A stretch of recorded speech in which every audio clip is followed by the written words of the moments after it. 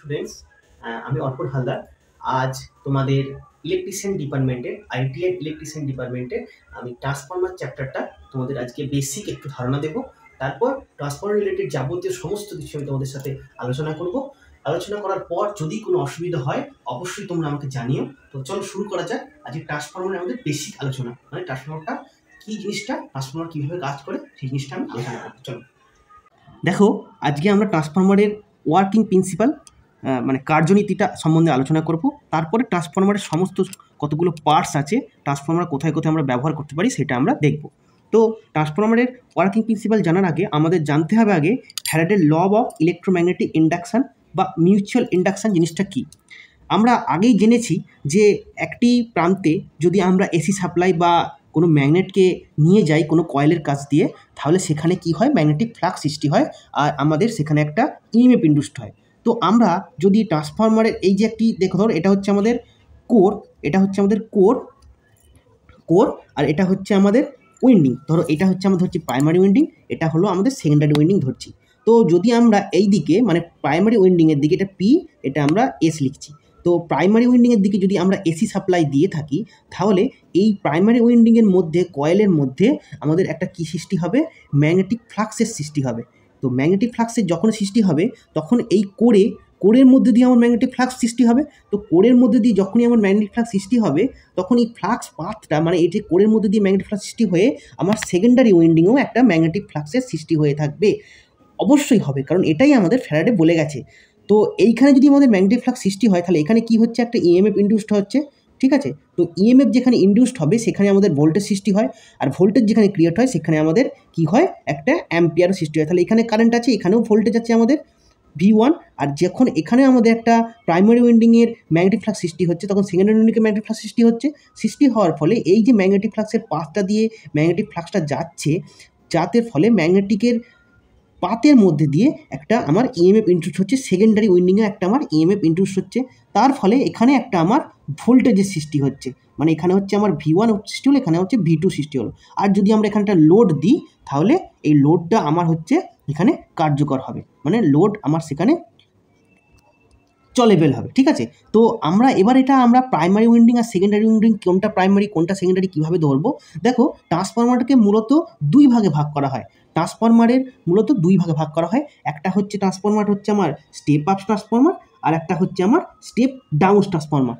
তো step up transformer আমরা কাকে বলছি, যে সকল ট্রান্সফরমার ইনপুট ভোল্টেজকে বৃদ্ধি করে বা বাড়িয়ে দেয়, অর্থাৎ ইনপুট ভোল্টেজ আউটপুট ভোল্টেজ বেশি হয়, ইনপুট ভোল্টেজের তুলনায় আউটপুট ভোল্টেজ বেশি হয়, তাকে আমরা বলছি স্টেপ আপ ট্রান্সফরমার। আর স্টেপ ডাউন ট্রান্সফরমার কাকে বলছি, যে ট্রান্সফরমার ইনপুট ভোল্টেজকে হ্রাস করে বা কমিয়ে দেয়, অর্থাৎ ইনপুট ভোল্টেজের তুলনায় আউটপুট ভোল্টেজ কম হয়, তাকে আমরা বলছি স্টেপ ডাউন ট্রান্সফরমার। সোজাভাবে বলতে গেলে কি বলবো, যে স্টেপ আপ ট্রান্সফরমারের সেকেন্ডারি কয়েলের পাক সংখ্যা প্রাইমারি কয়েলের থেকে বেশি হয়। ঠিক আছে, আর স্টেপ ডাউনের ক্ষেত্রে কি বলবো, যে ট্রান্সফরমারের প্রাইমারি কয়েলের পাক সংখ্যা সেকেন্ডারি কয়েলের থেকে বেশি হয়, তাকে আমরা বলছি স্টেপ ডাউন ট্রান্সফরমার। তো আমরা স্টেপ ডাউন আর স্টেপ আপ ট্রান্সফরমার সম্বন্ধে জানলাম। এবার আমরা ট্রান্সফরমারের একটা ডেফিনেশান, মানে প্রপার ডেফিনেশান আর ট্রান্সফরমারের ওয়ার্কিং প্রিন্সিপালটা আমরা একটু ছোটো করে দেখব, যে ট্রান্সফরমারের ওয়ার্কিং প্রিন্সিপালটা কী। যে ট্রান্সফরমারের কার্যনীতি বলতে গেলে আমরা জানি যে ফ্যারাডের ল অফ ইলেকট্রোম্যাগনেটিক ইন্ডাকশান। ঠিক আছে, মানে ফ্যারাডের ল অফ আমি শর্ট ফর্মে লিখছি ইলেকট্রোম্যাগনেটিক ইন্ডাকশান, যেটা আমরা জেনেছি আগে ম্যাগনেটিক চ্যাপ্টারে। যদি তোমরা ম্যাগনেটিক চ্যাপ্টারটা কেউ বুঝতে না পারো আমাকে অবশ্যই বলো, আমি ম্যাগনেটিক চ্যাপ্টারটা সম্পূর্ণ ডিটেলসে আলোচনা করিয়ে দেবো। ইলেকট্রোম্যাগনেটিক্স তো কার্যটা কী হচ্ছে, ইলেকট্রোম্যাগনেটিক ইন্ডাকশান বা মিউচুয়াল ইন্ডাকশানের উপর নির্ভরশীল, অর্থাৎ ট্রান্সফরমারের প্রাইমারি এবং সেকেন্ডারি উইন্ডিং, অর্থাৎ প্রাইমারি এবং সেকেন্ডারি উইন্ডিংয়ের পরস্পরের সাথে ইলেকট্রিক্যালি সংযুক্ত কোনো থাকে না, কোনো ইলেকট্রিকের ভেতরে কিন্তু কোনো কিছু থাকে না ইলেকট্রিকের সংযুক্ত, সম্পূর্ণ মিউচুয়াল ফ্লাক্স। মানে এখানে যে মিউচুয়াল ফ্লাক্স কোরের মধ্যে দিয়ে যাচ্ছে, এখানে আমরা যে মিউচুয়াল ফ্লাক্স কোরের মধ্যে দিয়ে যাচ্ছে, সেই মিউচুয়াল ফ্লাক্সের মাধ্যমে একে অপরের সাথে সংযুক্ত থাকে। এটাই হচ্ছে ট্রান্সফরমারের মেন কার্যনীতি। ঠিক আছে, এবার আমরা ট্রান্সফরমারের ডেফিনেশনটা কি বলবো। যদি বাংলায় ডেফিনেশন অনেক সময় গ্রাহ্য হয় না, বা সব জায়গায় বাংলা ডেফিনেশনটা তোমরা নিতে পারবে না, তো আমি একটু ইংলিশে, মেনলি আইটিআইটা হচ্ছে তোমাদের ইংলিশ, তো ইংলিশের বেস করেই হয়। এখন বাংলা চালু হয়েছে, কোশ্চেনপত্র বাংলার হয়ে থাকে, ইংলিশ বাংলা দুটোই হয়ে থাকে। তো আমি একটু তোমাদের ইংলিশে ট্রান্সফর্মারের ডেফিনেশনটা বলে দিচ্ছি। তো ট্রান্সফর্মারের ডেফিনেশনটা কি হচ্ছে, তো একটু লিখে নাও তোমরা। A static device used for transforming electric energy from one AC circuit to another without any change of frequency। মানে এখানে যে একদিক থেকে একদিকে আমার ভোল্টেজটা যাচ্ছে, কারেন্টটা যে যাচ্ছে, কোনো ফ্রিকোয়েন্সি চেঞ্জ হচ্ছে না। মানে 50 হার্জ যদি এইদিকেও থাকে, আমাদের ফ্রিকোয়েন্সি কত 50 হার্জ, যদি আমাদের প্রাইমারি উইন্ডিংয়ে যদি 50 হার্জ থাকে, তাহলে সেকেন্ডারি উইন্ডিংয়ে আমার 50 হার্জই থাকবে, ঠিক আছে।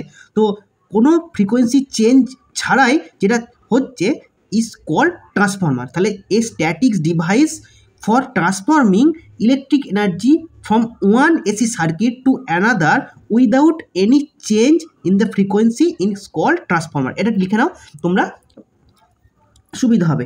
এবার যদি আমরা বাংলায় এই ডেফিনেশনটা একটু আলোচনা করি, তখন কি হবে?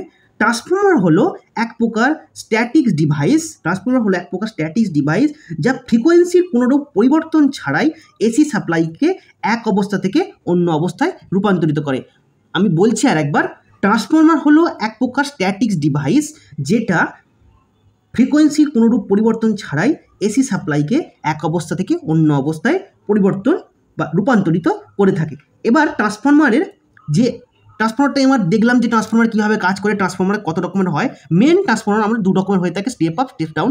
আরও অনেক রকমের ট্রান্সফর্মার আছে, এটা আমরা পরে আলোচনা করছি। এবার ট্রান্সফর্মারের মেন যে পার্ট, মানে ট্রান্সফর্মারের একটা বডি আছে, সেই বডি ধরো একটা ট্রান্সফর্মারের ট্যাঙ্ক আছে, এই ট্রান্সফর্মারের ট্যাঙ্ক। তো ট্রান্সফর্মারের ট্যাঙ্কের যে ওই ভিতরের পার্টগুলো কী কী থাকে সেটা আমরা একটু দেখি। তারপরে আমরা ট্রান্সফর্মারের আলাদা যে অক্সিলারি পার্ট সেইগুলো আমরা দেখব। তো ট্রান্সফর্মারের ভিতরের যে পার্টগুলো থাকে সেটা হচ্ছে আমার কোর থাকে, যেটা হচ্ছে তোমার সফট আয়রন বা হাই রেজিস্ট্যান্স স্টেনলেস স্টিল এর হয়ে থাকে, ঠিক আছে। এই যে ট্রান্সফর্মারের কোর দেখতে পাচ্ছ, কোরটা সাধারণত আমার এরকম ইআই হয়ে থাকে, এরকম কোর হয়ে থাকে। এটা হচ্ছে আমার হাই রেজিস্ট্যান্স স্টেনলেস স্টিল বা সফট আয়রন হয়ে থাকে, ইআই হয়ে থাকে, ইই হয়ে থাকে, অনেক রকমের কোর হয়ে থাকে, যেটা হচ্ছে সেল টাইপ আর কোর টাইপ ল্যামিনেশন যুক্ত হয়ে থাকে। এটার ওপর বার্নিশের লেপন করে দেওয়া থাকে। তো এটা আমরা পরে আসছি। তাহলে কি কি পার্ট হলো? মেন পার্ট একটা হচ্ছে কোর, এক নম্বর হচ্ছে কোর, দ্বিতীয় নম্বর হচ্ছে আমার উইন্ডিং। তো এটা হচ্ছে আমার প্রাইমারি উইন্ডিং, এটা হলো আমার সেকেন্ডারি উইন্ডিং। তাহলে ট্রান্সফর্মারের ট্যাঙ্কের ভেতর যে দুটো মেন পার্ট থাকে সেটা হচ্ছে একটা কোর থাকে আর একটা উইন্ডিং থাকে। আর একটা জিনিস থাকে অয়েল, যেটাকে আমরা ন্যাপথা অয়েল বলছি, গাঢ় ন্যাপথা অয়েল এই ট্রান্সফর্মারের মধ্যে থাকে। তো আজকে আমরা ট্রান্সফর্মারের কী সম্বন্ধে আলোচনা করবো? ট্রান্সফর্মারের কার্যনীতি দেখলাম, ওয়ার্কিং প্রিন্সিপাল দেখলাম, আর মেন পার্টস তিনটে কী কী দেখলাম, যে কোর, উইন্ডিং আর একটা হচ্ছে আমার ন্যাপথা অয়েল। পরের দিন আমরা কি দেখব? ট্রান্সফর্মারের অক্সিলারি পার্ট কী কী আছে, আর ট্রান্সফর্মারের অক্সিলারি পার্টের বাইরে আর কি কি পার্ট আছে, উইন্ডিংয়ের কী কতগুলো পার্ট আছে, সেগুলো আমরা পরের দিন দেখব। কোর কত রকমের হয়ে থাকে সেগুলো দেখব। তো আজকে আমাদের এইটুকুই থাক।